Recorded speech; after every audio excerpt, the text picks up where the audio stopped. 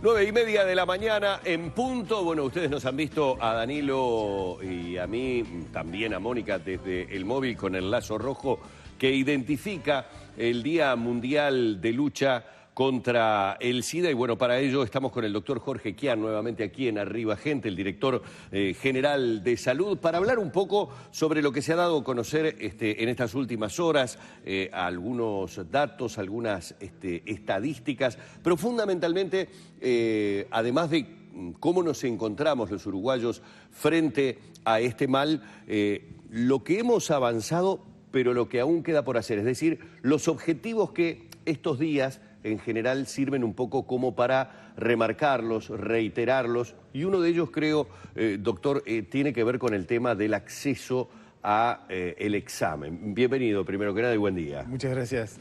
Gracias por la invitación. Con respecto al acceso al examen que usted pregunta, en realidad se aconseja que toda persona que concurra a hacerse un control, por cualquier razón, solicite el examen del VIH o, en su defecto, que el médico se lo ofrezca. Claro. ¿Por qué razón? Porque está totalmente demostrado en estos 35 años de epidemia que llevamos que el VIH, cuando uno se lo contagia, pasa entre 5 y 10 años sin tener síntomas. Estoy hablando de la población adulta. Pero durante ese tiempo contagia a su pareja sexual. Claro. Si uno se hace el diagnóstico, actualmente lo que la Organización Mundial de la Salud aconseja es que, hecho el diagnóstico, se comience el tratamiento.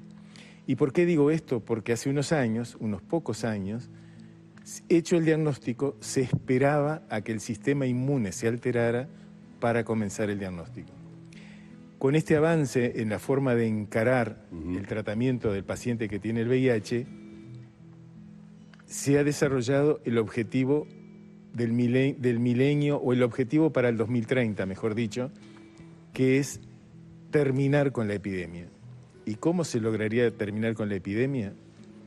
Según la Organización Mundial de la Salud y según lo que nosotros estamos de acuerdo en que es así, que el 90% de los infectados estén diagnosticados, que el 90% de los diagnosticados estén tratados y que el 90% de los tratados estén indetectables. Ajá. Estas experiencias surgieron fundamentalmente de la transmisión vertical de la madre al hijo.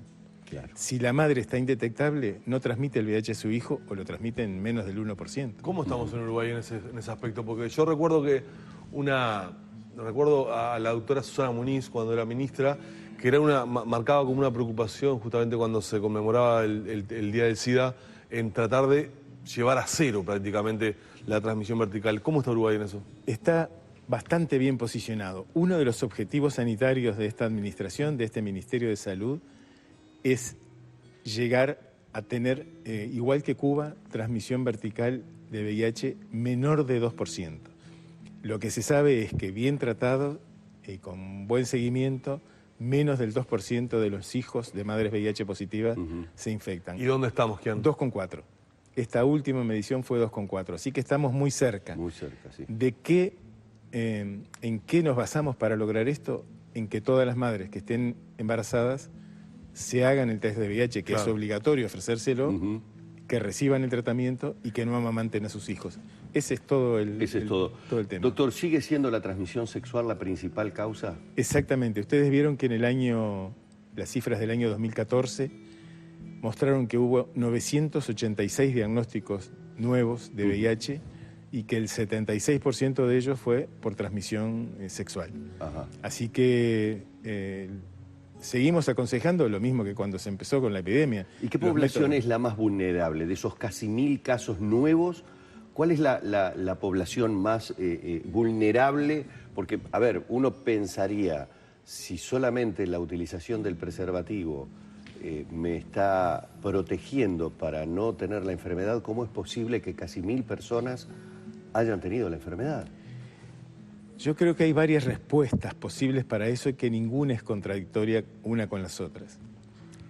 Yo aprendí hace muchos años con la profesora Irma Gentile, que fue una notable pediatra, que había conductas humanas muy difíciles de modificar.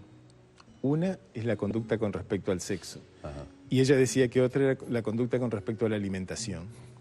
Son conductas primarias, humanas, y que todos tuvimos la pasión de los 20 años y que si no estaba el preservativo a mano, en general seguíamos adelante. Igual seguíamos adelante, claro. Y creo que sigue pasando esto lo mismo en muchas poblaciones.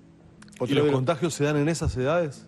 Se dan el mayor... Porque es importante determinar en qué edad se da el contagio para poder... Sí, el año pasado lo que se vio que la incidencia mayor era en la población mayor de 25, en varones mayor de 25 y menor de 44, y creo que en mujeres era una población más joven. Otra de las explicaciones es muchas veces la falta de cultura, del conocimiento adecuado de los métodos de prevención. Y creo que el otro factor es que en algunos casos esto está asociado al uso de drogas.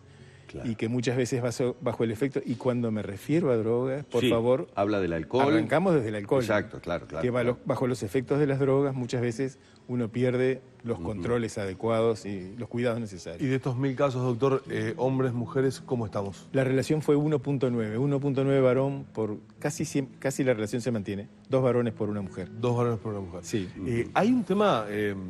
¿Cuántas muertes se registraron más o menos en el año? La verdad que del año pasado no tengo las cifras exactas. Pero estaban en torno a 150. No recuerdo, pero lo que sí es que la curva ha empezado a descender. Ajá. En la medida que accedemos al tratamiento, ha empezado a descender la curva de muertes. A eso voy. El tema de los medicamentos. Son costosos los medicamentos para poder enfrentar el tratamiento justamente del VIH-Sida.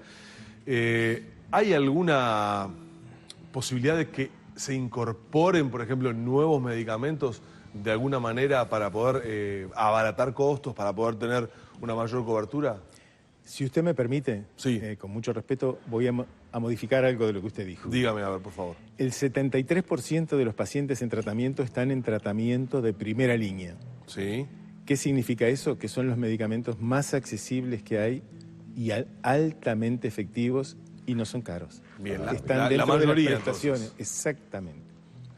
Un porcentaje de los pacientes o que no cumplen regularmente con su tratamiento, que es la mayoría, o porque se producen mutaciones en el virus del VIH tiene alta capacidad de mutación, se hacen resistentes al tratamiento, tienen que entrar en lo que se llaman los programas de segunda o de tercera línea.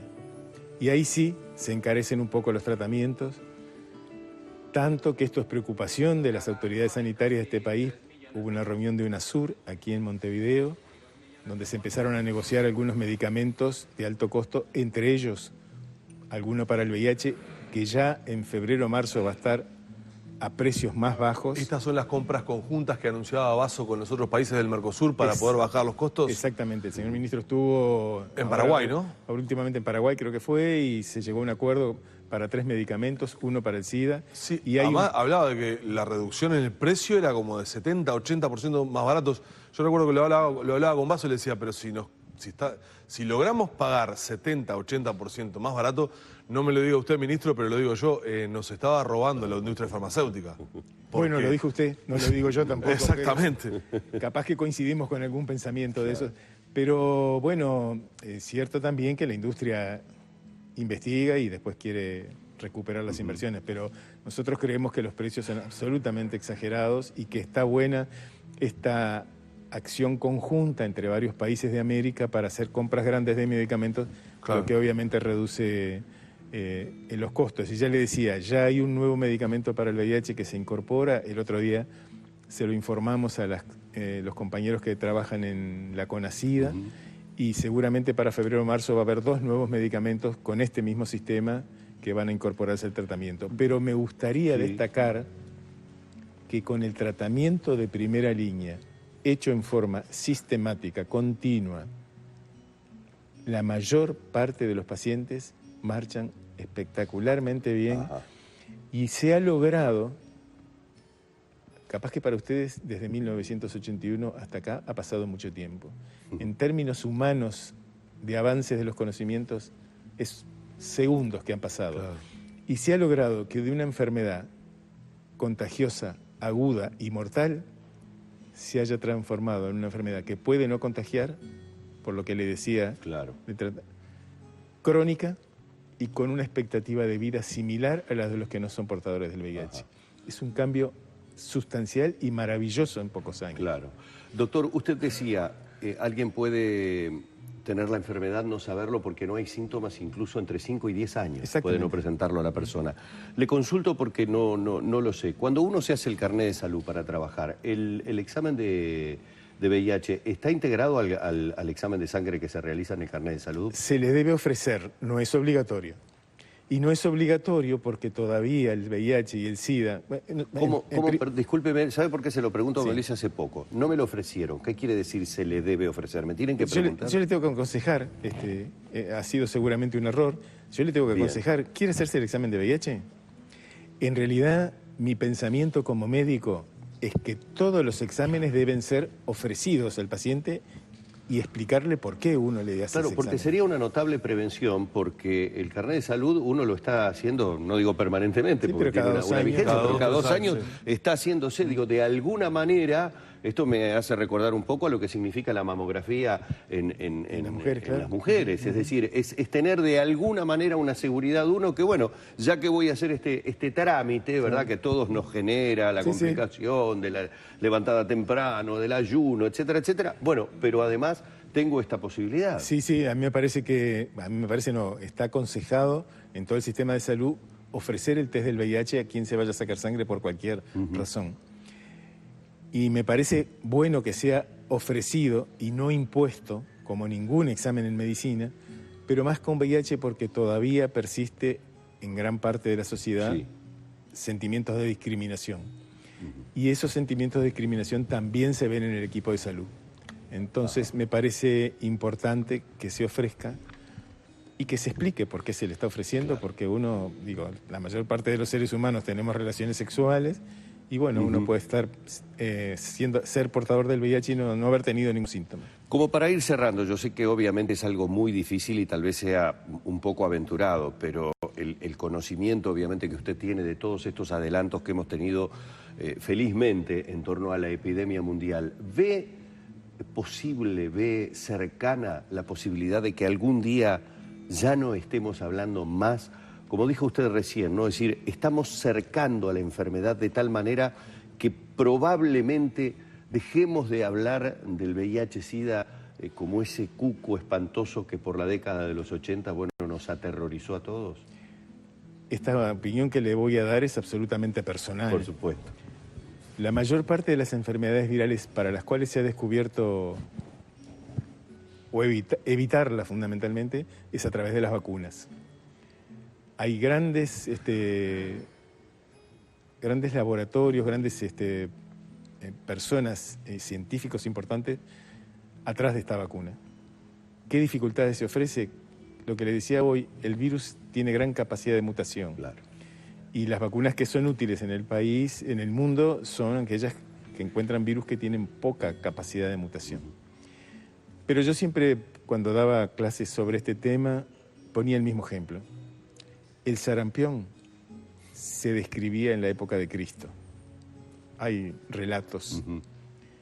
En 1960 aparece la vacuna contra el sarampión. Pasaron por lo menos 1960 años.